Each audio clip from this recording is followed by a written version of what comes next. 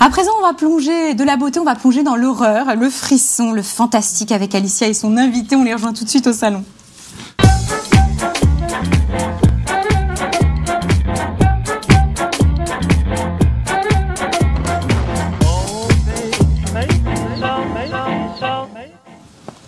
Bonsoir à toi Alicia. Salut Valentine, bonsoir à toutes et à tous. Alors du frisson, tu vas nous faire frissonner avec Fabrice ce soir. Une autre forme de beauté, mais une beauté plus horrifique, plus fantastique avec Fabrice Romeau. Bonsoir. Bonsoir. Bonsoir Alors, Fabrice. Vous avez 38 ans, vous êtes dessinateur. Oui. Originaire de Thionville. Tout dernièrement, vous avez exposé à la galerie Chercheurs d'Art à Metz. Vous avez également exposé à Thionville, à la galerie In Vitro, à l'espace In Vitro. On le disait, votre univers est vraiment particulier. C'est un univers qui tourne autour de l'horreur, du fantastique. Qu'est-ce qui vous séduit particulièrement dans cette esthétique ? Peut-être l'esprit un peu provoque en fait des dessins et en fait j'ai beaucoup été influencé par le cinéma d'horreur et par des groupes principalement de métal en fait. Et ça vous a pris quand? Alors le dessin, vous dessinez depuis que vous êtes tout petit ou comment est-ce que ça a commencé? Oui, j'ai toujours plus ou moins dessiné. Bon, plus petit, c'était plus Walt Disney.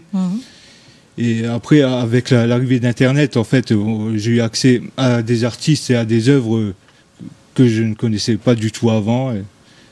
Et partant de là, j'ai commencé à faire moi-même mes dessins, en fait. Ah oui, alors Fabrice, quand même, c'est assez épatant. Du monde de Walt Disney, vous avez glissé vers les clowns. On le découvre là, avec à l'image, pas à l'image là, mais il y a notamment le clown de ça. Vous le disiez tout à l'heure, des références notamment au groupe, j'imagine, Korn, des choses comme ça. Vous dessinez, on l'a vu à l'antenne, beaucoup au crayon. Principalement au crayon, vous utilisez d'autres techniques aussi? Ben là, je commence petit à petit l'aérographe, mais en fait, le crayon permet d'avoir un détail plus fin, en fait. Bon, en même temps, c'est pas évident pour faire des dessins assez grands. C'est pour ça que je me tourne maintenant vers l'aérographe. C'est un travail extrêmement pointilleux et minutieux. Oui, par exemple, pour certains dessins... comme il y a beaucoup de biomécanique, en même temps, faut que je me documente, que je regarde même des livres d'anatomie pour avoir quelque chose d'à peu près potable qui tienne la route, en fait. Et pour le coup, comme vous travaillez au crayon, c'est le noir et blanc qui prédomine. Ça aussi, c'est une volonté dans vos œuvres de faire sortir ces œuvres-là en noir et blanc, avant tout? Oui, puisque tout ce qui est horreur, de toute façon, est noir à la base. Alors bon, ça me paraissait logique qu'il y ait moins de couleurs possibles pour enlever ce côté bariolé, enfin. Oui. Qu'est-ce que vous essayez de faire quand vous composez votre, j'allais dire toile, mais votre dessin? Est-ce qu'il y a une volonté de raconter des histoires? Vous partez, je ne sais pas, d'un élément du quotidien? Qu'est-ce que vous essayez de créer? On va dire que des séances de psy m'auraient coûté beaucoup plus cher que de dessiner. Alors, il y a une autre de vos particularités, vous customisez également des casquettes. Oui, ça c'est une autre facette de votre travail. Alors on en découvre quelques-unes à l'écran. Alors là, pour le coup, on est un peu plus dans la couleur. Comment est-ce que vous les travaillez?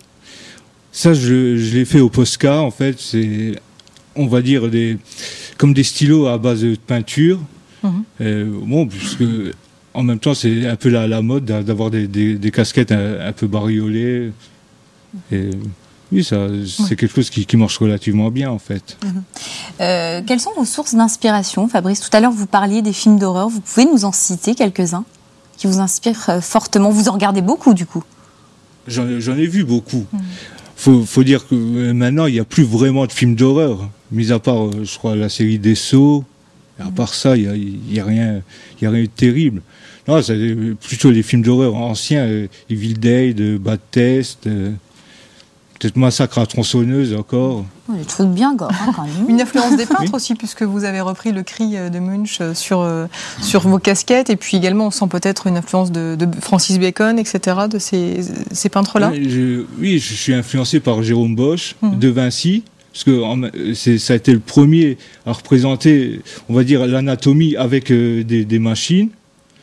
Il y a Giger aussi, un peintre suisse, lui qui a réalisé le monstre d'Alien et tous les décors du film. Et c'est une forme d'exutoire pour vous, justement, de travailler peut-être justement des personnages horrifiques? Vous les trouvez beaux, j'imagine, ces monstres-là Non, justement, j'essaie de les trouver les plus moches possibles, en fait. Oui, parce que si je voudrais faire des personnages que je trouverais beaux, je ferais des portraits de Miss Moselle. Vous êtes mis d'ailleurs en scène, on a dû le voir passer tout à l'heure, vous avez fait votre autoportrait dans une de vos créations. Oui, c'est une façon de dire autoportrait. Oui, j'ai même fait le portrait de la fille d'une amie. Bon, c'est pas mon truc, mais bon, ça me dérange pas de le faire, on va dire. Vos projets aujourd'hui? Alors, mes projets, là, je suis en train de préparer un livre avec quelques textes qui seront écrits par mon frère, étant donné qu'il a sorti 2 romans. Alors, j'ai pas eu à aller chercher bien loin pour trouver quelqu'un. Une histoire de famille. Voilà. Et début juin, j'expose à un festival au nord de Paris, ça s'appelle Derrière les ballots. Et ça sera le 2 juin, samedi 2 juin. Voilà. Et on peut retrouver peut-être vous retrouver sur Facebook, sur le site de réseau social avec Spider Chaos. Ouais. J'ai fait un groupe qui s'appelle Chaos Obscur Art où je mets que les dessins ou les casquettes que je fais, ou les photos d'expo, ainsi de suite. On pourra suivre votre travail et veiller au grain. Merci en tout cas à vous, Fabrice, d'être venu répondre à nos questions. Merci beaucoup. Alors, tu vas pas nous parler de maths, mais d'un groupe qui s'appelle Archimède. Archimède, c'est ça, exactement. Un groupe qui est emmené par les frères Boinard, un groupe qui propose un rock convivial, dynamique, rafraîchissant. Les textes vont rappeler Dutronc, la musique va rappeler un peu Oasis. Ils ont sorti un premier album en 2009, un album éponyme.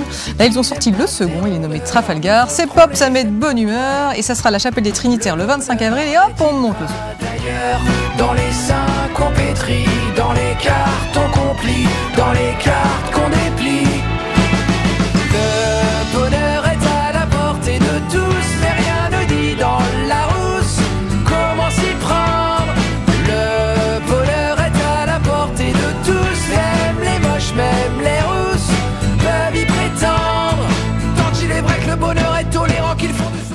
Voilà, même les rousses peuvent accéder au bonheur. Exactement. Moi, je suis heureuse, je suis rousse, fière de l'être, et je suis heureuse. En tout cas, il y aura un autre artiste de passage en Lorraine au mois d'avril, un autre concert que tu nous recommandes également fortement. À la Chapelle des Trinitaires. Savoir déjà, mais j'ai aussi une surprise pour Claire de Namur, mais que pour Archimède, j'ai des places à vous faire gagner. Donc un petit mail, concours@mirabel.tv, Archimède dans l'objet. Peut-être que vous pourrez aller voir ce concert gratuitement. Et donc une autre artiste, Claire de Namur, la toute jeune, qui sort son deuxième album, enfin qui a sorti son deuxième album, Vagabonde.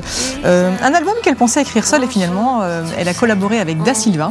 Ça donne toujours ce timbre joliment éraillé, une musique qui sonne comme une musique nord-américaine. Il faut dire qu'elle est influencée par Tom Waits ou encore Johnny Cash. Elle sera 2 jours plus tard à la Chapelle des Trinitaires, toujours à Metz le 27 avril donc. Et allez, hop hop hop, plus fort. Qu'est-ce qui nous sonne au moment de s'y croire? Qu'est-ce qui nous traîne au fond dans la poussière? Je ne connais pas les aveux. Je me fous des adieux au fond. Voilà, Claire de Namur, donc en concert à la Chapelle des Trinitaires. Et j'ai également des places à vous faire gagner. Un petit mail, concours@mirabel.tv, Claire de Namur dans l'objet, et hop, youpi. Voilà, youpi, tralala, poète poète. Merci Alicia, on se retrouve très bientôt. Oui, mardi prochain avec Emmanuel Bémer. Génial, merci à vous Fabrice d'être venu sur ce plateau. À présent, on va parler de la maladie de Parkinson. Effectivement, la journée mondiale, c'est en ce moment, et on va faire le point avec un neurologue qui m'attend au bar. On le rejoint tout de suite.